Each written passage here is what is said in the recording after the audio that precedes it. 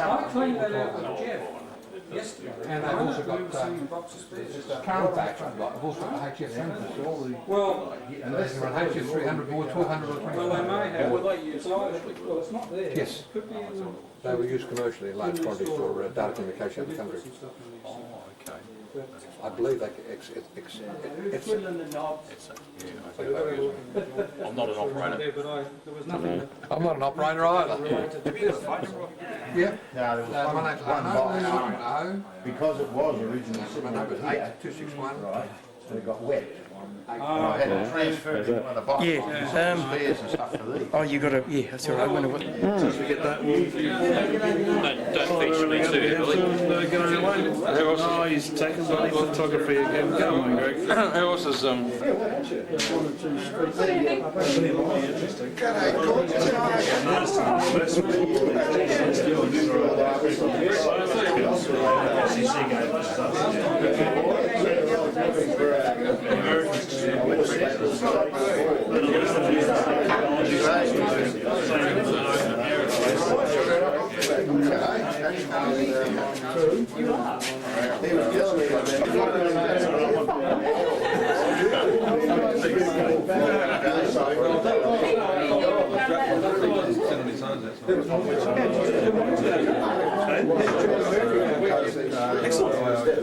Absolutely. Any amateur organisation has managed to have 100 full-time staff, plus all its volunteers. They've got a membership of 156,000. Don't you say between 5 and 6 hours? Yeah. 5 and 10 every weekend. You just go and pick somewhere to go. Hello, Danny. Everything like that.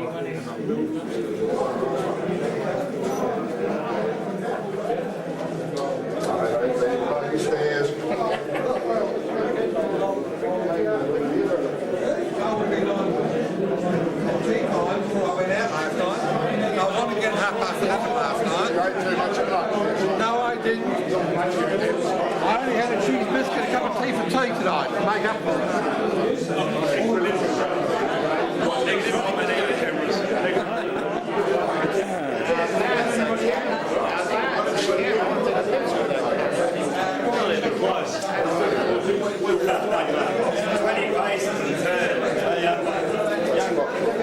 What are you smiling at?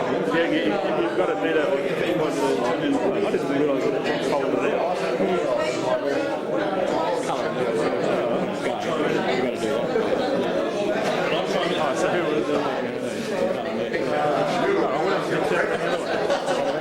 Let's have a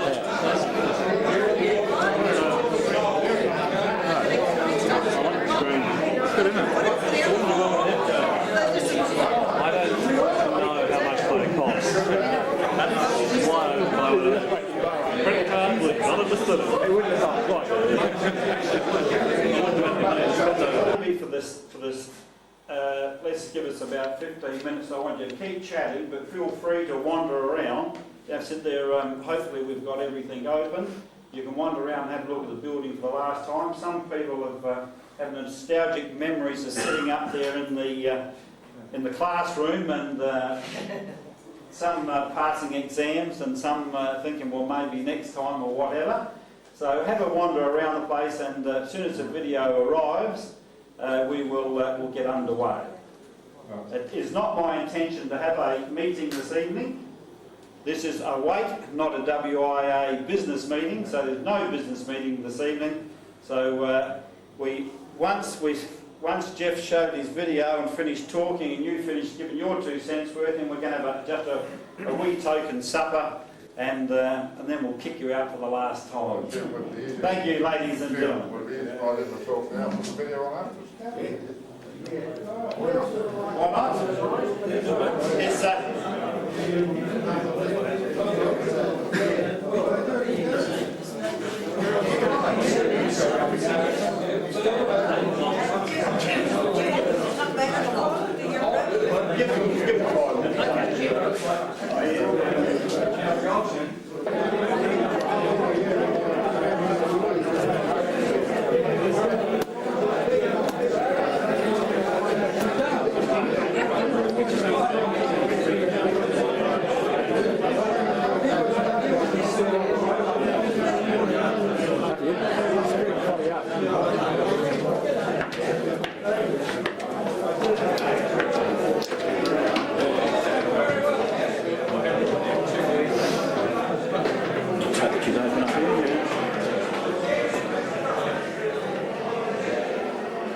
it's locked.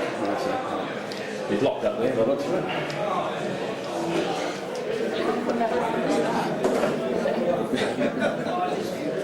Gonna get a shot outside a minute.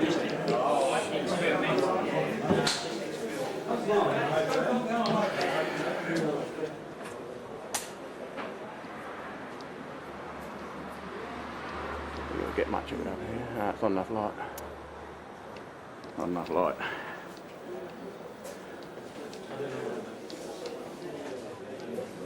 Who's up here?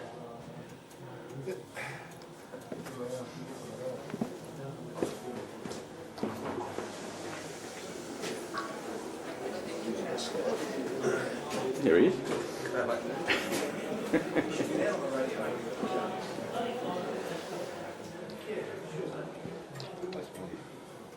Definitely a collector's item. Stick one of those in my pocket, I think. I'm going to ask the president if I can have one. There's the beast.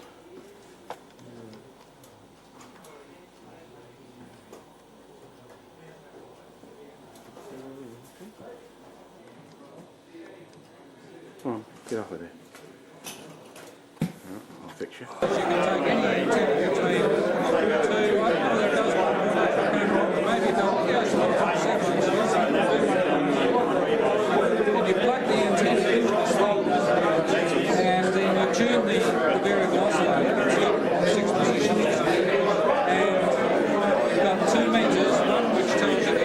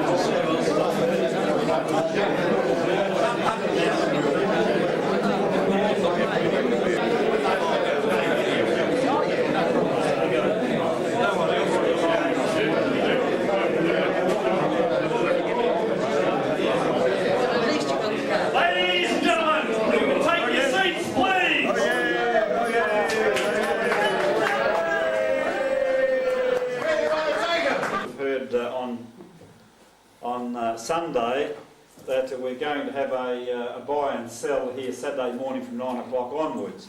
And of course the prime thing is that for people who donated, and their names on the honour roll over here, I could read them out, if they're not going to be here Saturday, they're allowed to take their seat home with them.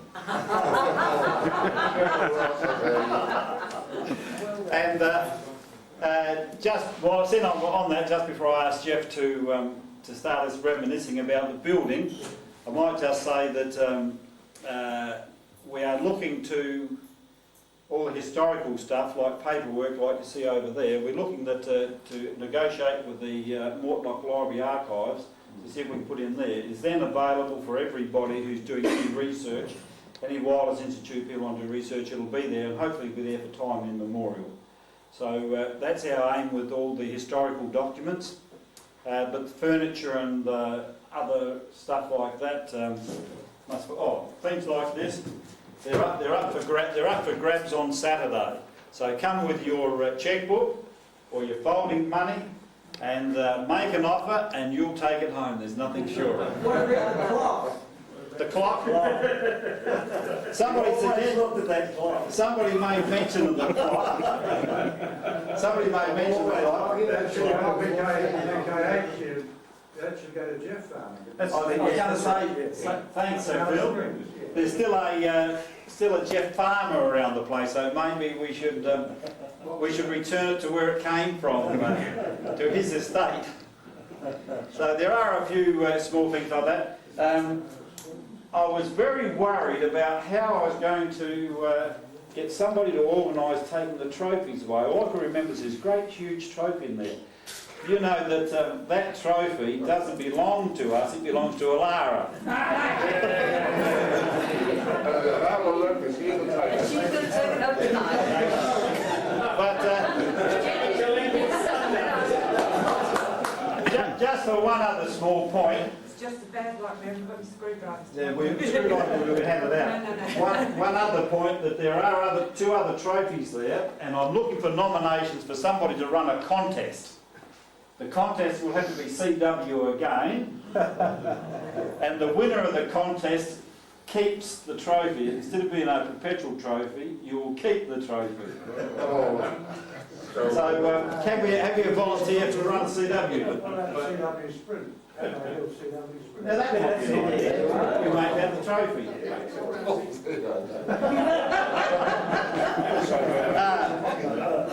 I'm supposed to be doing the serious part, and Jeff's supposed to be doing the reminiscing and all the joking and laughing. So without any further ado, thank you, Jeff. You have the floor. Thanks, Dan.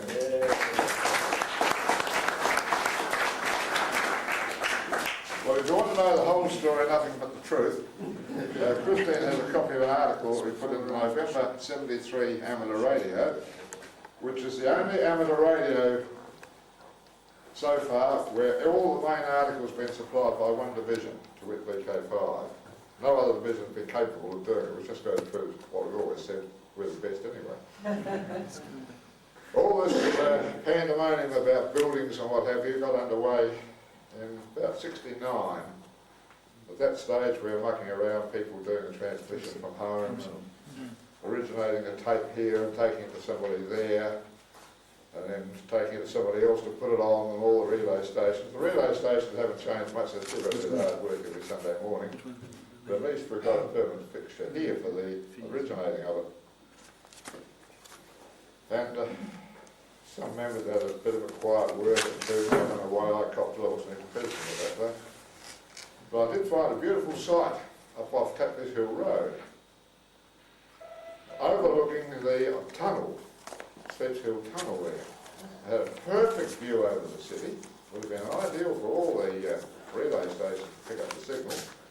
So I went to the railways and said, yes, that will be about $30 a year rental. Ripper! Unfortunately, the next door neighbours have bought it. They want to have taken a lease on it. They want to beautify it. So I thought, well, go and talk to them. We did. They were quite happy to let us have it for $20 a week. That was the end of that one. So we had a special general meeting in about '71, and a number of people who thought they were never going to be volunteered got volunteered. This was the headquarters committee. Chairman was Robbie Wilson, 5WA in those days, poor old Robbie. The devil's advocate on behalf of the council was Harry Roberts, by Mike Yankee in those days. Bob Murphy, who's in Tassie now, I don't think he's very active anymore, he was 5 Mickey Mouse. and they went looking for headquarters sites. Well, Marion Council Office of Beauty down there is about 80 feet wide and about 600 feet long, and buckshee virtually. Then they pointed out that we would have to erect a hall, which was going to cost us $20,000 according to them. We had to be prepared to lease it out to all and sundry, like the local kindergarten, well, I never noticed the difference between that and Wireless Institute meetings, all the old folks or anybody else. You ever noticed the difference between that and the Wireless Institute? And if any of the neighbours complained, we would immediately pack up and leave without getting any payment for it. Well, they got told they could deal with it. Robbie Wilson found a house in the street on from Channel 9, which looked pretty good, you know, North Adelaide, good central site. Channel 9's mast, we could run hooker aerials onto that. Oh, yeah. So Robbie and I went round there to see the lady. Well, we nearly took a compass to find our way in and out, the grass was so high. And we talked to her about it. She was quite happy to let the Wireless Institute come there and use the 2 front rooms. There's only one strange thing, she had a certificate that she was sane, and we didn't. So we left that one alone. A bit later on, Robbie happened to mention this to his friend who happened to be Mayor of Thebarton, who said, oh, what about the dump of the thing we've got over there, the old incinerator? Well, I won't say the comments that were made when I mentioned at the Federal Convention that we were about to move into an incinerator. I got told what a wonderful idea it would be for the Federal Council, amongst other things. But in about Easter 73, after much negotiating, we had a lease to come in here, $15 a year rent. John Allen, Robbie and I went down to the council and pitched them a tale about how good the Wireless Institute was. The Civil Emergency Net would look after emergencies, and the WIA SA would take their vandalising children off the streets. Oh, she was a lulu, I can tell you.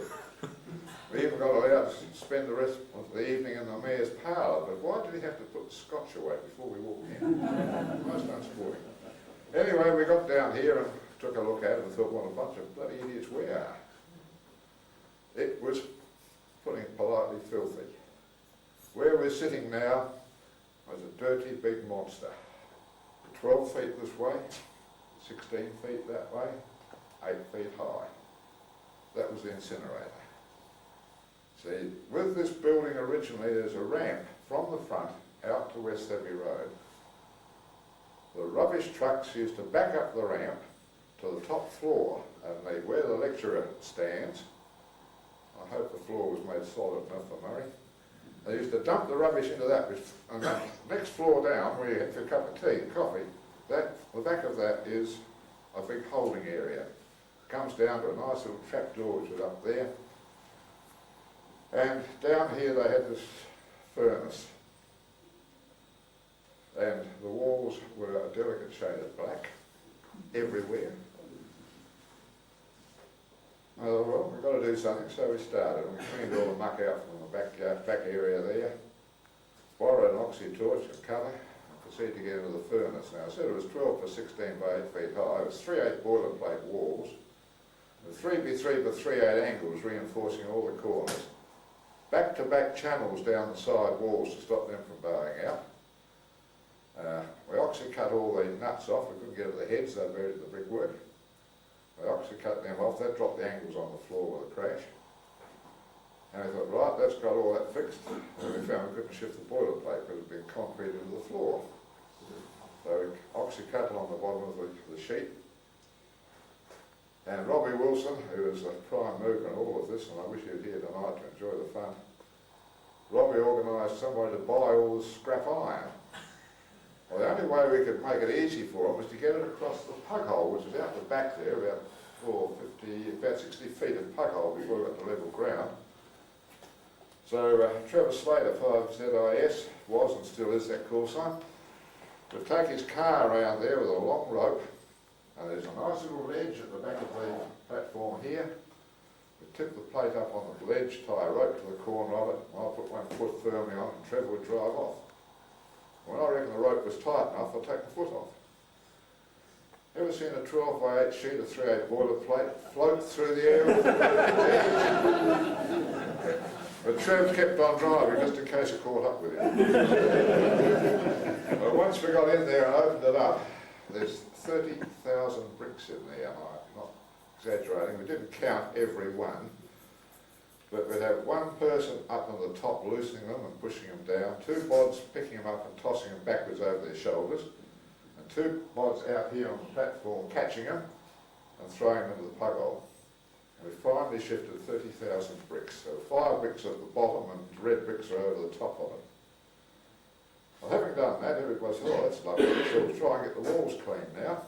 We got rid of all the other steel around the place, the oxy to it. We tried petrol. We had any sense with throwing a match on it.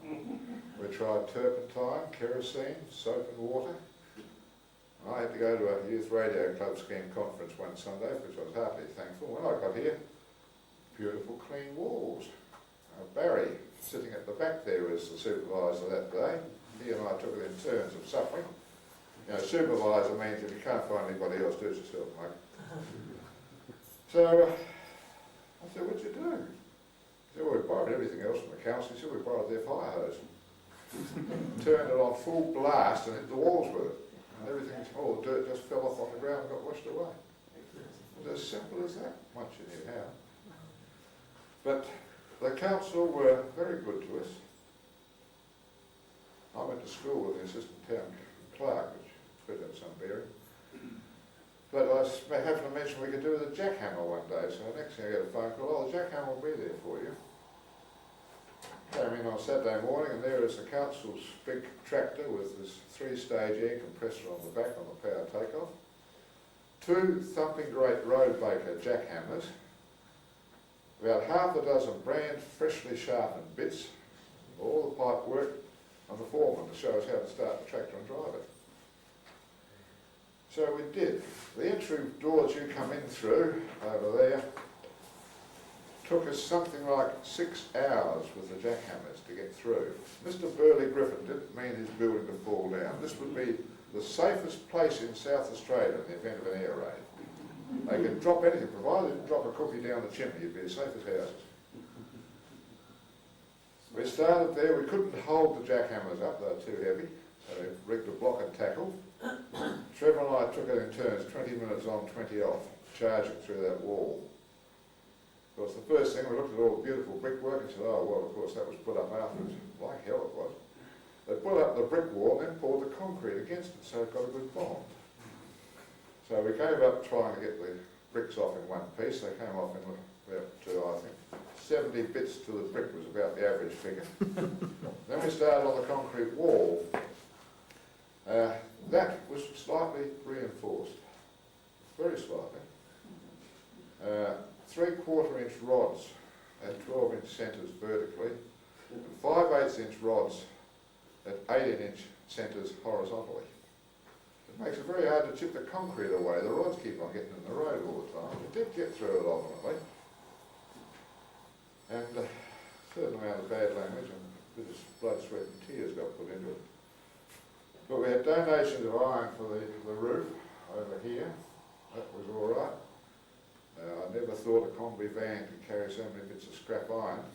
But when they're not quite hanging out the tailgates, you're still okay with the law. That was donated to us, and that did most of the roof.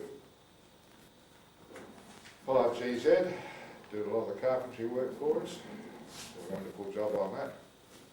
Gamer than I was, he'd mark where he wanted the locksmiths to go, punch the holes, and then just drill straight through the wood, and he'd land in the hole every time. The bolt, and how he did it. He made a wonderful job of that. And we even had a WIA SA group meeting down here. At that stage, we had 2 inches of sand on the floor, which made it a bit awkward to move around, but we had the meeting just the same. But the big pressing argument was, how do we get air up to the chimney? Now the chimney is actually 2 chimneys, one beside the other. Square chimneys don't draw very well, you get turbulences in the corner. But a round chimney didn't match Burley Griffin's design. So bingo, he put the square chimney up and put a round one beside it. It makes it interesting trying to get around the place. And how do you get into the chimney? Well, just over there under our federal councillor, or very close to him, there's a trap door in the floor. And if you go down to that trap door, a rabbit warren has got nothing on it. The flue pipes for the entire installation are under there, and there were spots in the floor where they could drop big steel shutters down. Move that forward. Oh, We'll work behind it. no, you do that. So you follow these around, and from the furnace, some of the fumes could be shot down and around up again to preheat the air coming in. Or if you drop the right shutter, you shot them up the chimney. Or alternatively, you didn't shoot them up the chimney, you shot them into where the transmitters are now. And that was where the bitumen works were. That boiled all the bitumen ready for the road making. So it was quite an interesting exercise, and I can tell you, crawling around in those things in the middle of the night, well it seemed like it anyway, was an interesting exercise, particularly when you're paddling around underneath the transmitting area there. Some galah starts to knock bricks out of the chimney wall just above your head. You'd be surprised. Wally Watkins, 5 ZWW in those days, commented it was the only time he'd seen the Indian rope trick done on a slack tape measure. Then we had to we couldn't get up the chimney, we didn't have a ladder to get up there. The ladder finally got made in about 5-foot lengths and taken down bit by bit.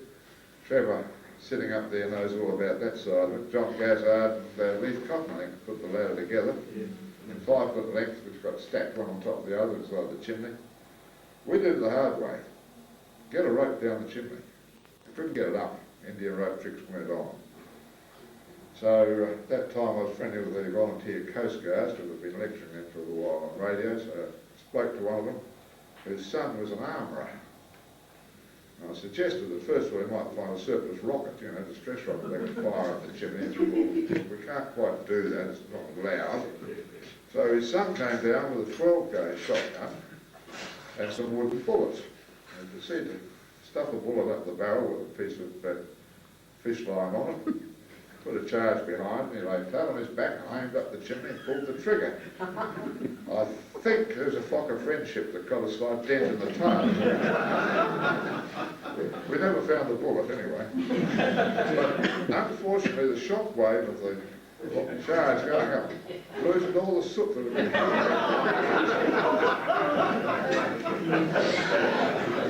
Poor joker came out looking like Al Jolson. We'd started to sing Sonny Boy, I think we'd have given him a round of applause. He had a second go, and that was, well, I think that one landed over on Robert Way's roof, minus the string that got busted in the process. Oh well, back to the good old days. Went home, picked up son and heir, who must have been about 15 or 16 at the time, said, bring your bow and arrow. So Junior came over, we got him up on the front roof. His first shot was a beauty, went straight over the chimney. When he tried to pull it back, of course it jammed, he gave it a flick, and a cartwheel back over the chimney, so he lost that one. Couldn't use it. They took another shot, and this time he just below the lip of the chimney and she cartwheeled neatly over down the chimney. You ripper, we're home. So I'm lying flat on the back, under the chimney there in the flue pipe, waiting for the arrow to get to me. And there it is arriving. I'm looking up, and this great black object appears at the top of it. God, they've loosened the brick! I was coming down! It wasn't. It's the roll of fish line. They didn't want to cut the fishing line. They tied the string onto that. We pulled the string over, then we pulled a rope over, and we pulled a length of 12.5 gauge fencing wire. I'm not saying where that came from. But we looped that around, made one big loop out of one of the windows and up again. And tied our the centre of a 160 metre dipole to it with a bit of coax, hauled it up to the top of the chimney on the outside there. A very convenient Stobie pole out in the council yard, wasn't there, David? That he made the ship. Was that the street, wasn't it? No, it was in the council yard when we used it. We put a standard Stobie poles move, you know. Somehow or other got a standard electricity truss shackle insulated basket. That was one end of the 160 metres. The other end disappeared down there. We had to extend it because I'm not sure how far away that gum tree is, but we could have just about had a half wave one way and a quarter wave the other, which might have been an interesting aerial. But it worked. That was the main thing, and I think we Hive WI actually had a crack in the RD that year using that aerial. So it was well worth it. Well, at that stage, Barry and I were doing day in, day about over the weekends. And I unfortunately got promoted to President and Federal Councillor, which is a mug's game, I can assure you, cop it from both sides. And finally the doctor had a few rude words to me and gave me a choice. You know, the sort of choice doctors believe in giving you, sort of, give up the institute, give up working, or give up living. And it's not very hard to make a decision on those three alternatives. I didn't want to stop living, but I couldn't keep living if I wasn't working to pay the bills, so I suppose the institute got landed for it. 74 was Easter 74 was my last official contact. From then on it was up to Barry to do all the dirty work. So Barry, you can finish it.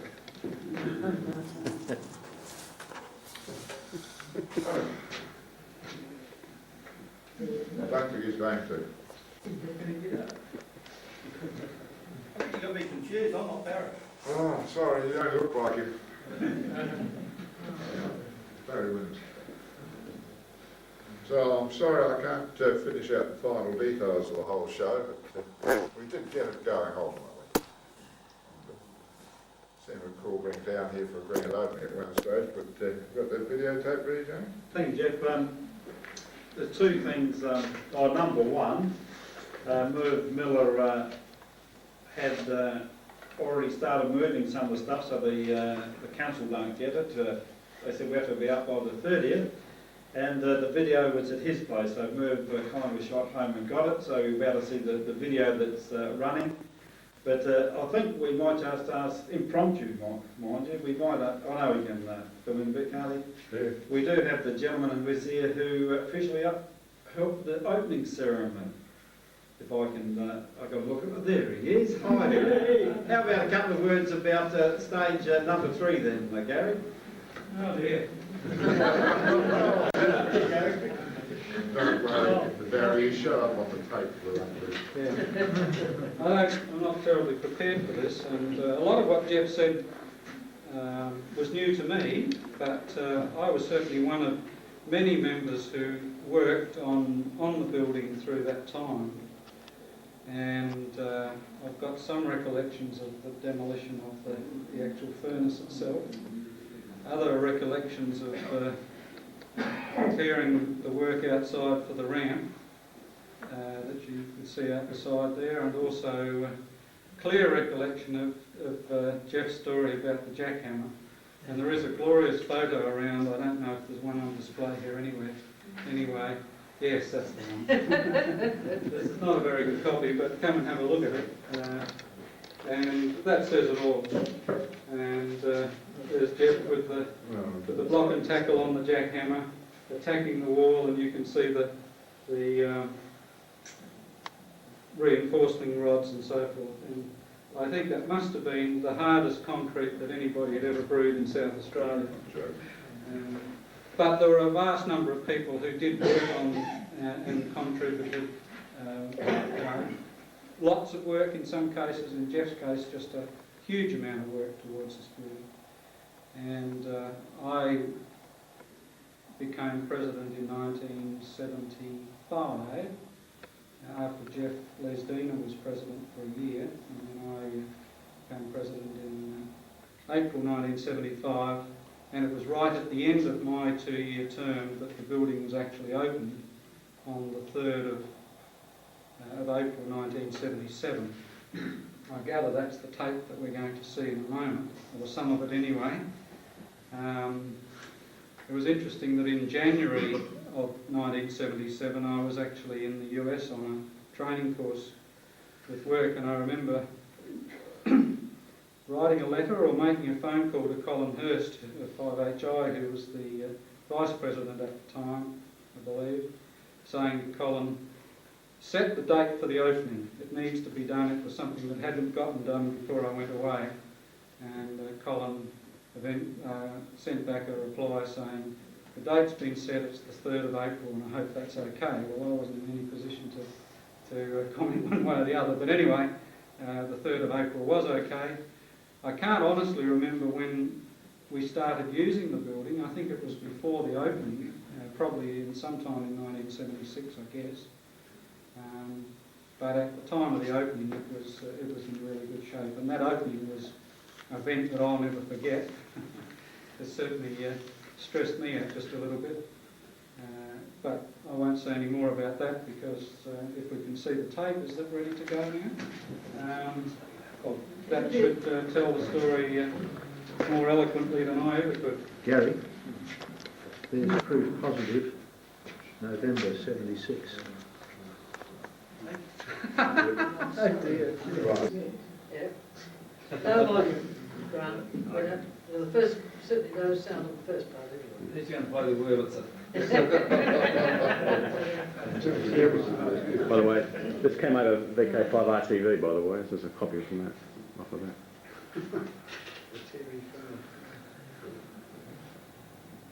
Don't want that. Shouldn't go. Oh, this is it. How do you think we got volunteers?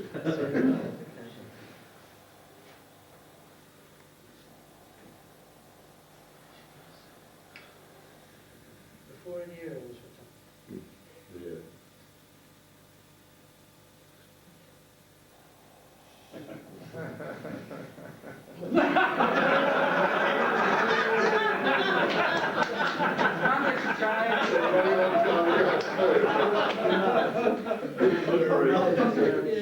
No wonder he doesn't want to sound. You haven't changed, have you, Jeff? You haven't changed, mate. No, just a bigger nuisance now as I was then. Lovely. I think it's Bob Stone rubbed Vaseline in it that night to make it look pretty. Oh, this is some of his, Yeah. yeah. See, I do mean geography now.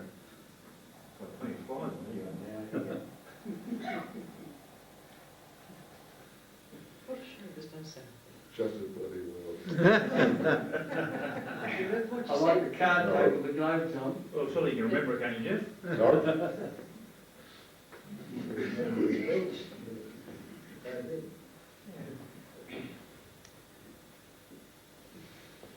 So serious, too. Yeah. You turn the volume up a bit. We'll have to get it rerun on the CD and dub audio on. That's what it That's about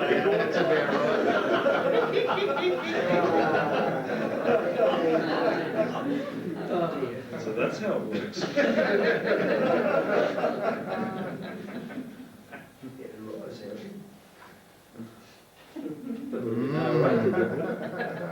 Good to be like that, does one. Here's Dale over the cars. That's a premiere. Number plate, SL. 615.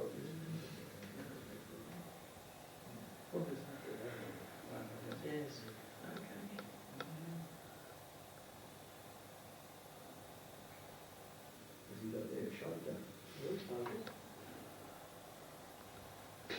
Well, we had to get volunteers somehow to work.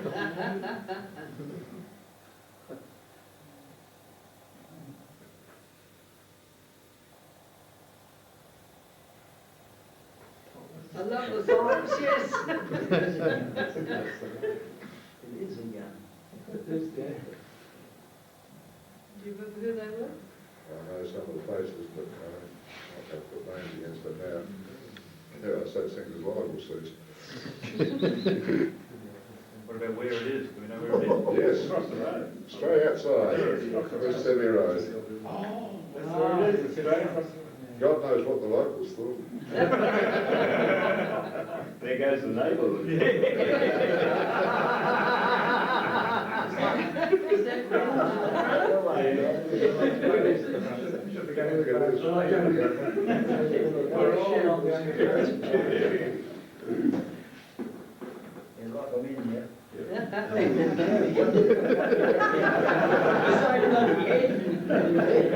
Can't do that today. There'd be enough to put them all in jail.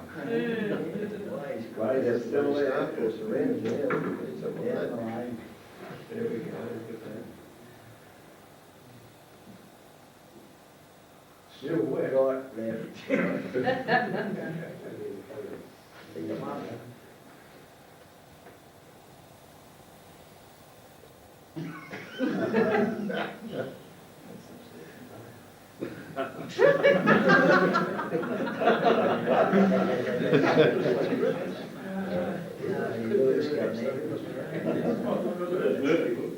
Oh, might be, yes, might be. Bob Murphy. Maybe, yeah. That's who it is. It's a visit. Like Chip's rapidly. Well, don't tell Chip that. He'd be a bit upset. At this stage in his life, he wouldn't care.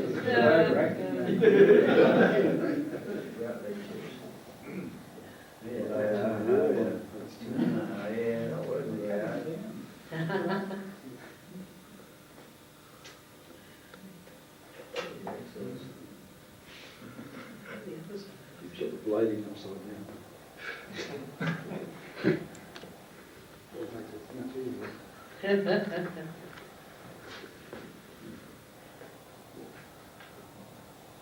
Who's that bastard bald head?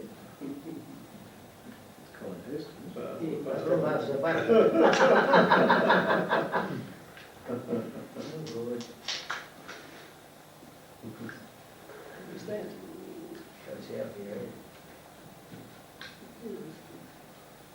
Anybody recognise themselves?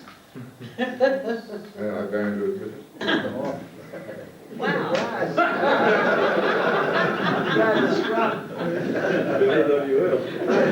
Yes, that was the fun. Going over the wall.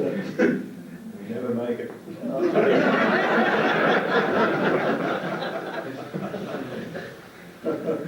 Take two. Take two.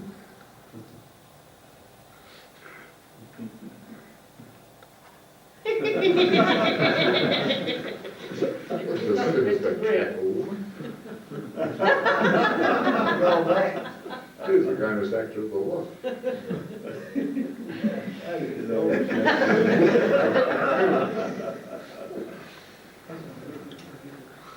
Oh dear.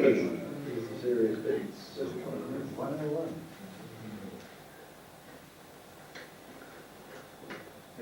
Oh, 1670. Yeah. 1675.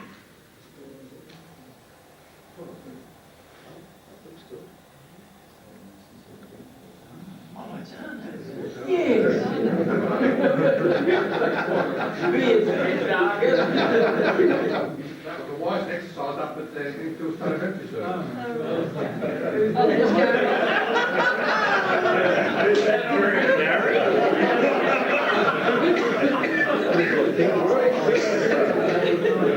I use radio. Traditional stand mother. Oh, dear. That was actually on the news too. Oh, really?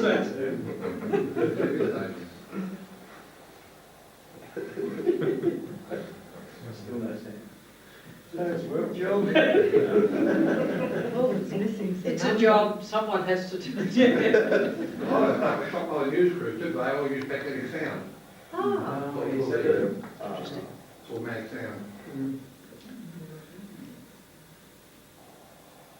think I've got the record film anymore. Looks like But look, isn't that beautiful, that woodwork, is that stonework? Stonework. It's most attractive.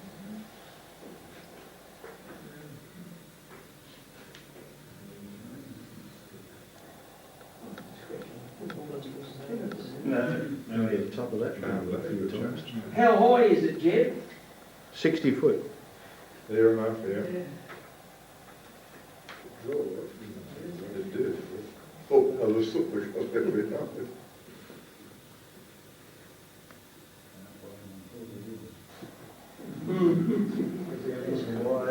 Yeah. Yeah. That's the 160 metre feed.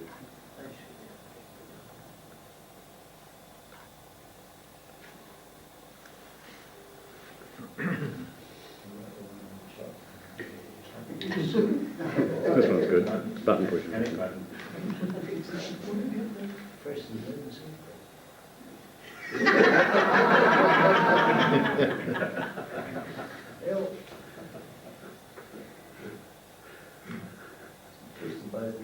Stop and start, so.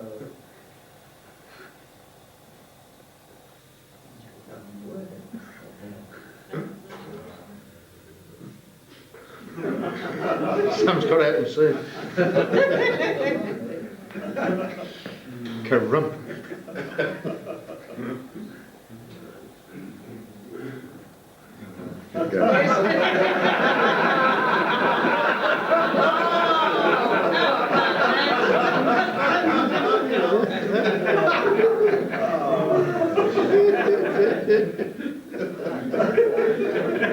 And all of that before the days of video graphics too.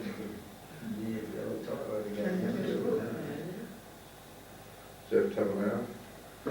Peter Christie, Barry Ward, Bob Fletcher, is it?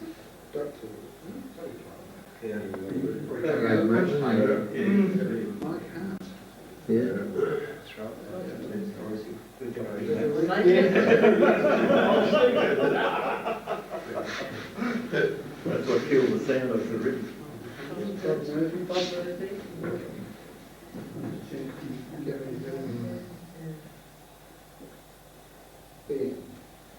Oh, there you are. You carried your turn.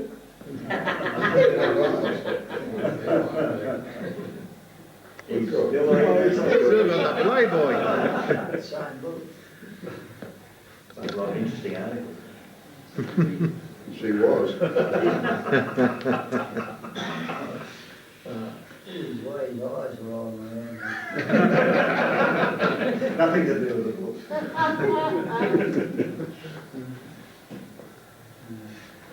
With the right ground.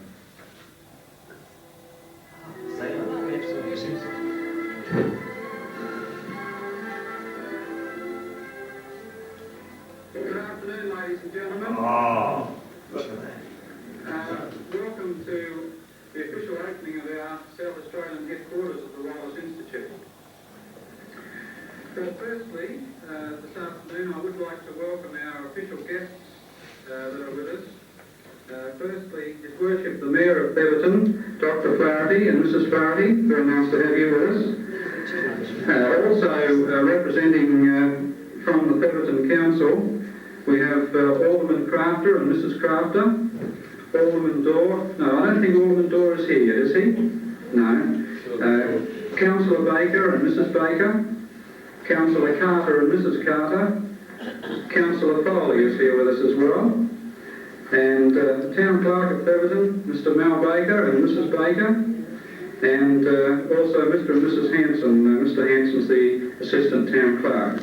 So I'd ask you if you would all welcome our representatives from the Thebarton Council, please.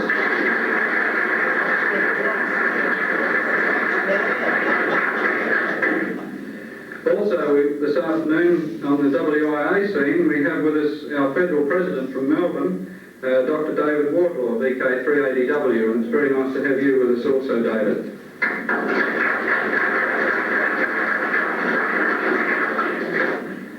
As you all know, this building that we are in has considerable significance outside of being the Wallace Institute headquarters. And to represent the National Trust this afternoon, we have Mr. Game. Very nice to have you with us, Mr. Game. Also, as official guest of the WIA Council, we have well-known author and bushman, Mr. Len Bedell and Mrs. Bedell. Where are you, Len? Here with us. Len's association with the Institute has been on several fronts, and later this afternoon, when you see our opening plaque here unveiled, you will see another area of Len's involvement with our Institute. Two members of our own division, which your council has invited as official guests, and I would highlight that they are here. Jeff Taylor and Christine, our ex-president and life member of the division. Very nice for you to be here, Jeff. And also the man man, I think, alone who has been involved in this project from start to finish. Not that it's finished yet, but he's still involved, and that's Rob Wilson and Mrs. Wilson over in the corner. They're very nice to have you with us. So it is without further ado that I would introduce to you our Federal President, Dr. David Wardlaw, to address you. Thank you, David.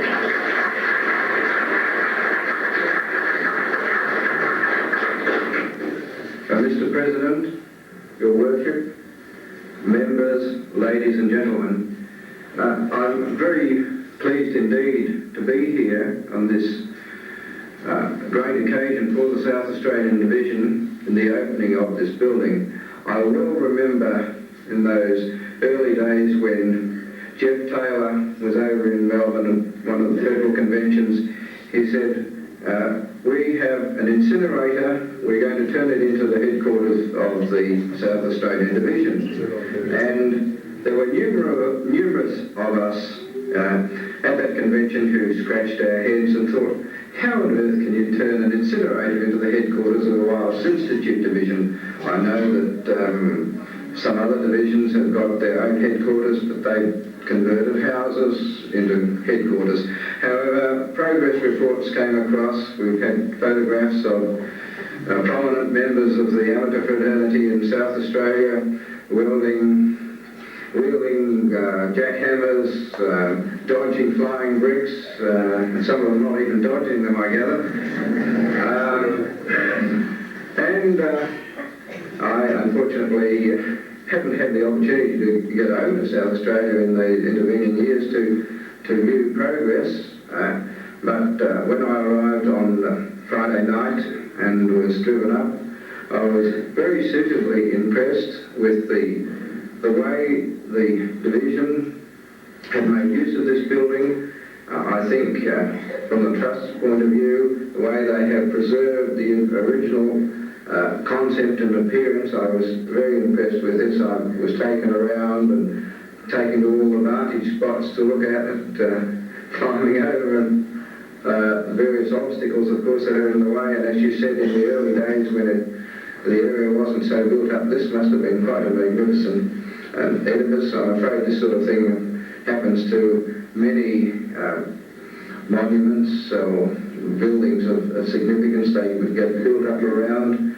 I was, shall we say, privileged in a way that I visited London not long after the Blitz, straight after the war, and this gave you an opportunity to see some buildings in the way that they hadn't been seen for hundreds of years. It's unlikely that they'll be ever seen again. So just had a thought had passed through my mind. Well, I get a fuller meaning out of life, and this is one aspect of amateur radio. It also doesn't mean just educating ourselves, self-education, but it means encouraging the youth of the population to maybe become interested in this area, this aspect, and try and develop an enthusiasm which we think is towards a very rewarding pastime. It leads to the second side of it, that of the definition, intercommunication. And intercommunication, I think, as far as the amateur concerned, is a great thing. The amateurs of the world, it is a brotherhood. We have friends throughout the world. We have friends in Indonesia, Malaysia, the United States, Argentina, Germany. Wherever you go, if you're a radio amateur, you get a great welcome. I've visited numerous countries. I'm fortunate in being the Australian president and have been very much involved with the international side of amateur radio. And I have formed some very close friendships with amateurs from many continents, Europe, North America and Asia. We have a close link in the Australian organisation with the New Zealanders, of course. We have a great deal of interrelationship with them, and this, I think, is one great facet of amateur radio. The third thing, experimentation. And here again, the amateurs have, in the early days, they were at the forefront because the things went as complex as they are now. I must admit that the complexities of electronics have meant that probably the actual forefront of not so much experimentation but research has had to be carried out with extensive facilities. But this doesn't mean that the amateur isn't still doing his part. And I had brought home to me very clearly recently, while I was visiting America, the fact that the amateurs are still not neglected in research. And one organisation there in the States was trying to develop a device for detecting crashed aircraft using satellites. And they made use of the amateur satellite to do a feasibility test and prove that the thing was feasible before going ahead and incurring the expenditure of millions of dollars. So you can see that the amateur is not neglected in that area. Amateurs are still experimenting in the shorter and shorter wavelengths. They're now just starting to work in the areas of microprocessors, computers. So you can see there's a lot to go and a lot of scope yet.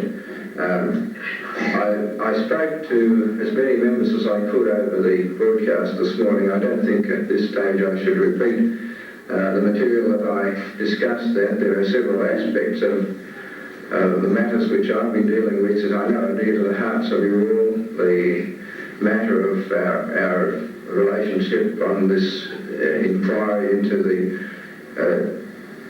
setting up of a citizen band service. I explained to you the position that the Institute is taking in that we are talking to both the authorities, the representatives of the Minister, and to the representatives of the citizen band organisations to see what their requirements are. I have made the point that there are very strict parameters for the amateur service, and we didn't feel that the desires of some of these so-called citizen banders fitted in with the parameters.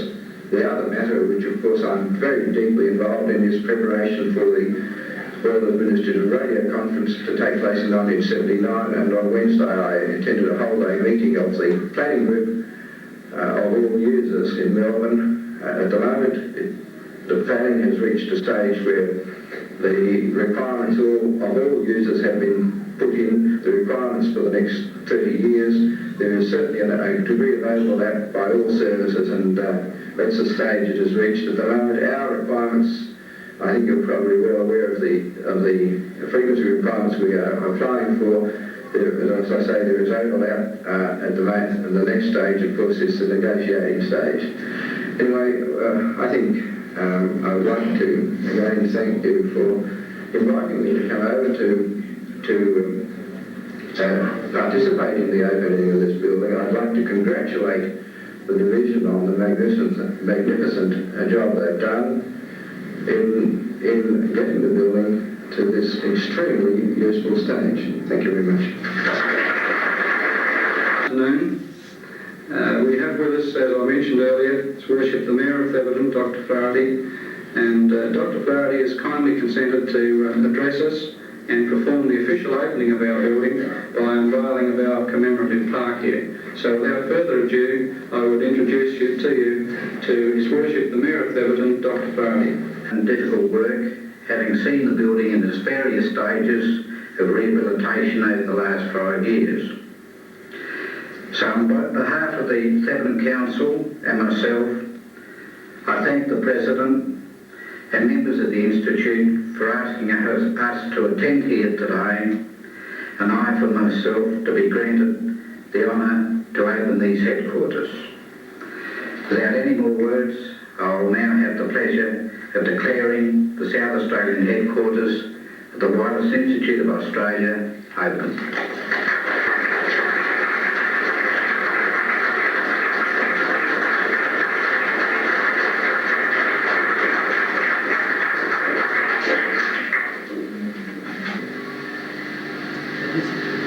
Incinerator at Thebarton, designed more than 20 years ago by Burley has become the new home for the South Australian branch of the Wireless Institute of Australia. The building, which was used by the Thebarton Council until recently for disposing of burnable rubbish, has been refurbished by the Wireless Institute and leased from the local council. Today, Seven National Newsman Chris O'Connor paid a visit to the former furnace and spoke with the Wireless Institute President Gary Herder.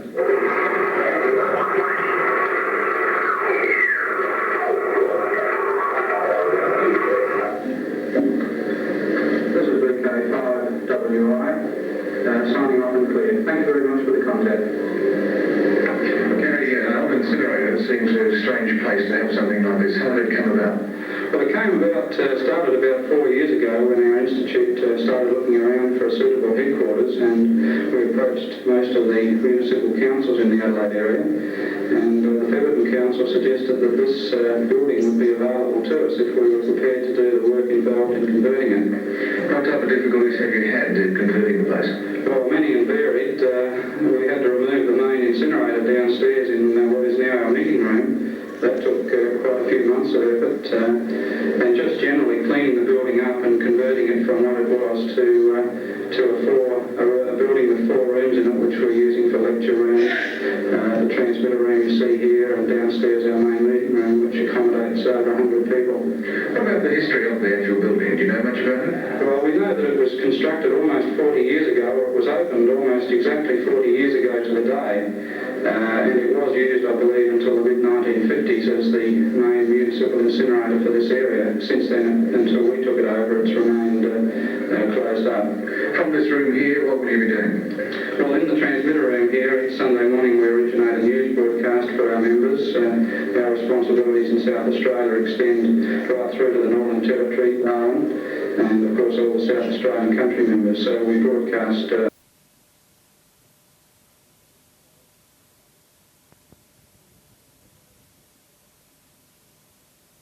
and being involved with the weight. People have said, where is WI going to be broadcast from next week? Good question. John, where's John? I lost him. There he is. We did ask John a few weeks ago if he would make sure that 5WI keeps transmitting, as he's been involved with the broadcast committee for quite a while. So John assures me that it's still going to go to air some way or other, that the relay stations will hear it, and that we'll gradually work that one through. Next Saturday, of course, don't forget, is Buy and Sell Day. Now, if you're not going to be here, just let me reinforce that again, take your chair with you. Or take your 3 chairs with you. It is going to be quite a reasonable job reorganising, but this is our last meeting, so we'll declare the meeting closed. We'll move the equipment here, and if you'd just like to, just so that you can talk and get the tongue wagging a little bit better, there's a few little drinks over that part of the world and a few little nibbles here. Enjoy yourself and talk a little bit more about the building. Thanks very much for attending.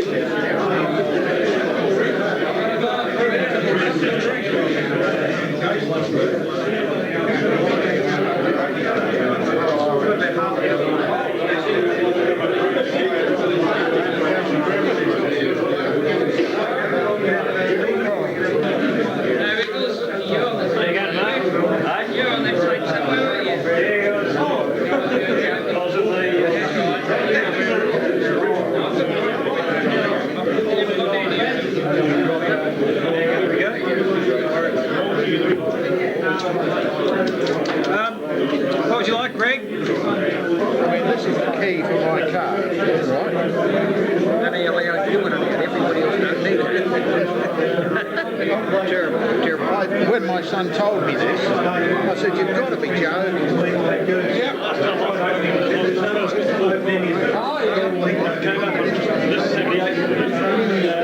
We looked at a problem with a potting compound. They discovered years later the moisture went into it and started dissolving. They were all like 1964, 65, weren't they? I think the song, you picked up and leaned it apart.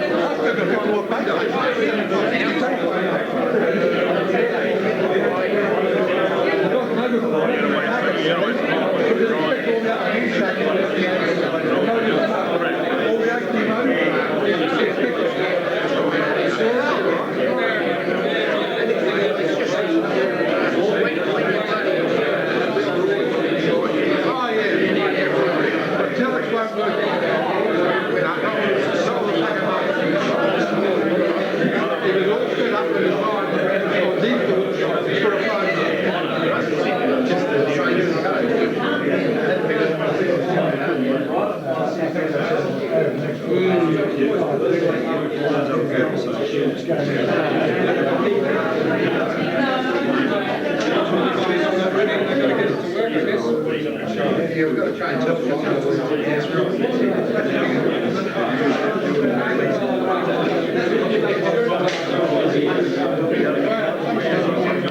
That's a bloody good picture in there. That's better than my television set.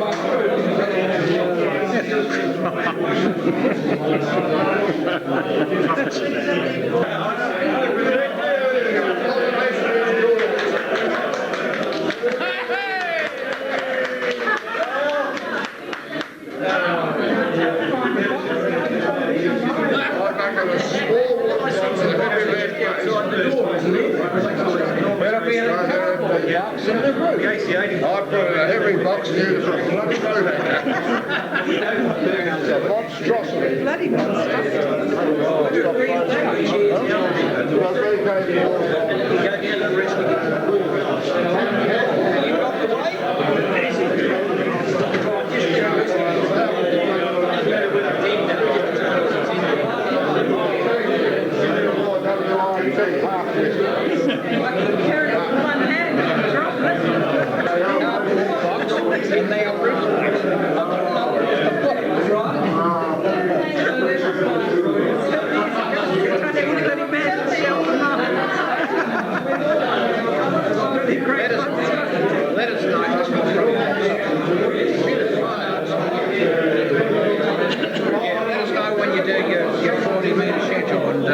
Yeah, I'll get in touch with you, Rod.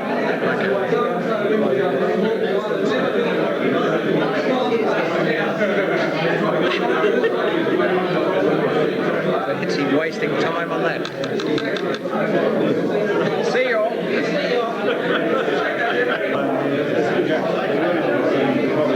I'll be sorry to see us rough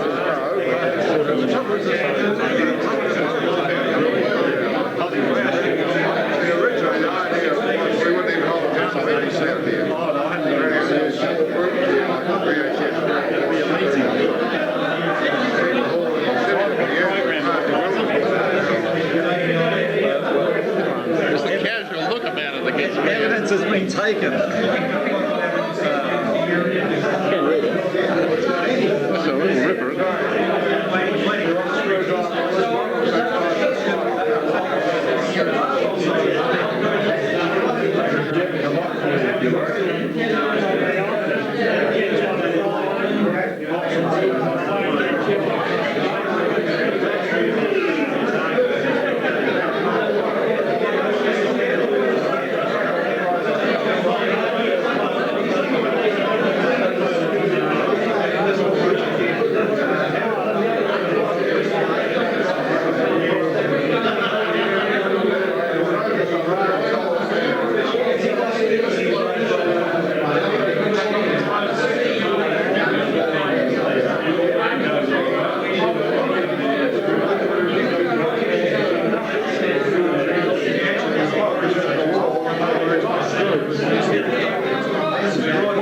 The moths are coming out. Three channels.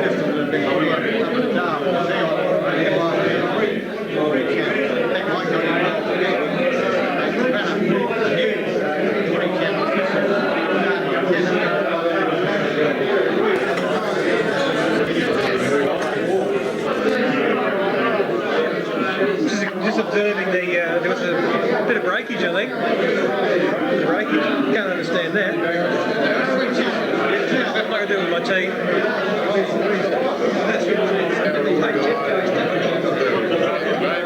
I told you I could eat the table, didn't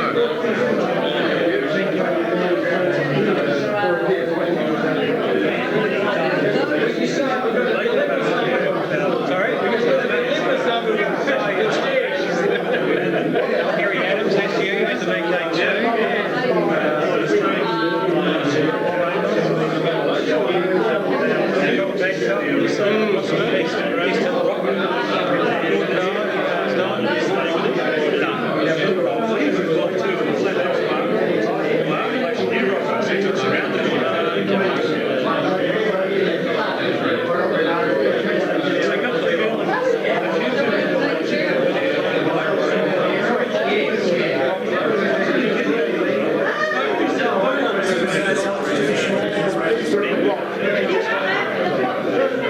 Thank you.